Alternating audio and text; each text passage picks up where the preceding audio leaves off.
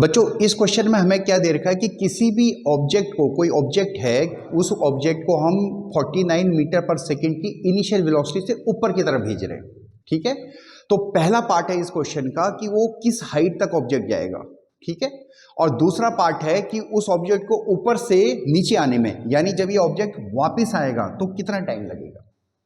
ठीक है, तो ये क्वेश्चन बहुत आसान है, एक आराम से इसको समझना। पहले देखो यहां पे साइन का बड़ा इंपॉर्टेंस है बच्चों। ठीक है, इनिशियल वेलोसिटी की डायरेक्शन ऊपर को है और जी की डायरेक्शन नीचे को है, तो इन दोनों का साइन अपोजिट आएगा। फिजिक्स में नेगेटिव साइन का ही मतलब अपोजिट होता है। ठीक है, तो जो हमारे फॉर्मूले हैं वो उन फॉर्मूले को हम लिख देते हैं। कौन कौन से फॉर्मूले हो सकते हैं हमारे पास? v equal to U plus A T हो सकता है,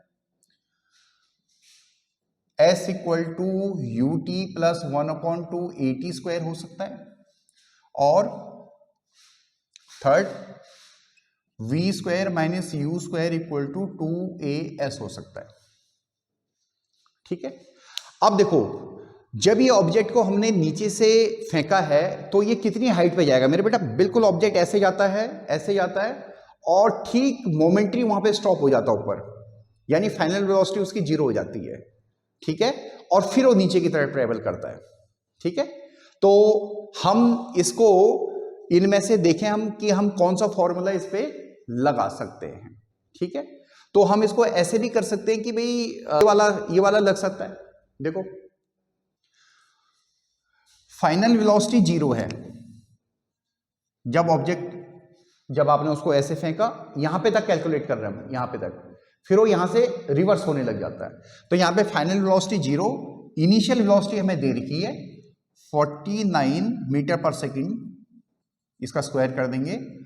एक्सेलरेशन बेटा, एक्सेलरेशन ड्यू टू ग्रेविटी इस इनिशियल वेलोसिटी के अपोजिट काम कर रही है, तो नेगेटिव में लेंगे, -9.8, और s यानी वो कितना डिस्टेंस उसने ट्रेवल किया है, डिस्प्लेसमेंट होता है ये, यानी कितना ऊपर गया है वो हम यहां से कैलकुलेट कर देंगे। ठीक है, तो हमारे पास s की वैल्यू आ जाएगी -49 इंटू 49 -2 इंटू 9.8। ठीक है, अब इसको कैलकुलेशन कर दीजिए, आंसर आ जाएगा। इसको डेसिमल को हटा देते हैं, यहाँ 10 लगा देते हैं,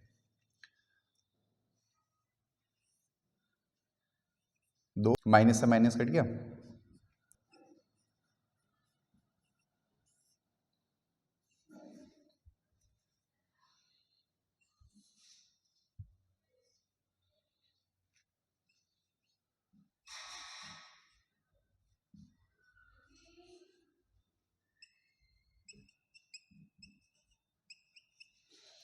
ये आ गया मेरे बेटा।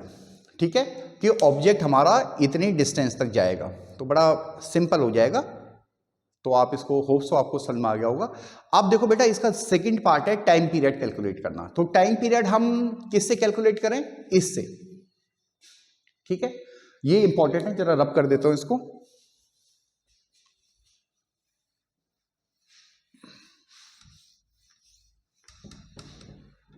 देखो बेटा, हमारा जो फॉर्मूला है वो है s equal to U T plus 1/2 A T square.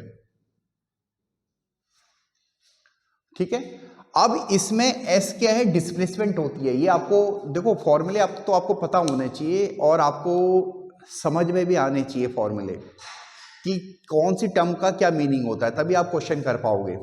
तो इसमें ये डिस्प्लेसमेंट होती है, तो जब ऑब्जेक्ट ऊपर से नीचे जा रही है, यहां पे तक आ रहा है, तो उसका डिस्प्लेसमेंट क्या है? 0। उसका डिस्प्लेसमेंट क्या है? 0।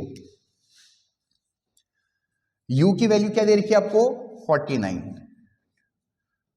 t एक्सेलरेशन नेगेटिव में होगा तो उसका नेगेटिव पहले ले लिया, 1/2 9.8 इंटू टी स्क्वायर। अब बेटा इसको सॉल्व करेंगे तो एक t तो कॉमन आ गया हमारे पास, 49 minus 1/2 into 9.8 T equal to 0। देखो एक t की वैल्यू 0 है, यानी डिस्प्लेसमेंट कब 0 है? शुरू में।